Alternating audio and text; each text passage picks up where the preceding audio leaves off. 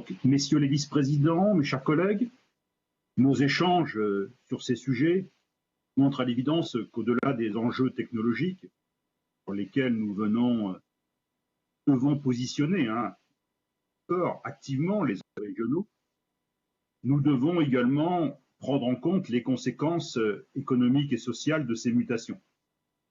Alors sur le fond, il est en effet important d'affirmer que pour nous, le progrès technique n'a de sens que s'il permet un progrès social. Précisons également que la détermination du progrès social ne peut être que le fruit d'un travail préalable de concertation et de délibération démocratique.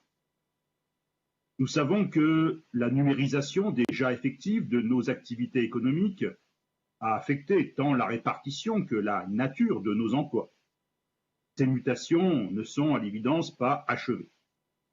Les conséquences sont donc multiples. Par exemple, elles affectent la répartition de la capacité de création de valeur ajoutée, différenciée selon les branches, alors que, nous l'avons en tête, le financement de notre protection sociale est encore aujourd'hui largement assis sur la masse salariale, pour m'en tenir à cet exemple.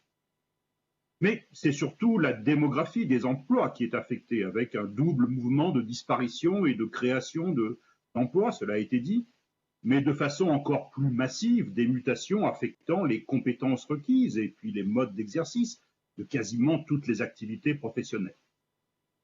En évoquant ce dernier registre, nous sommes au cœur des compétences régionales et donc de notre responsabilité politique.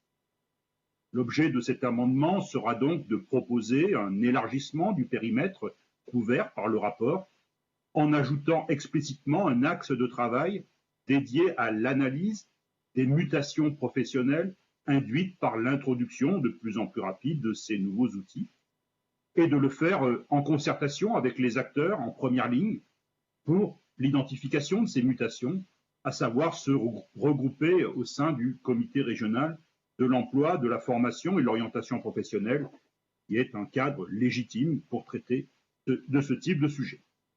Merci.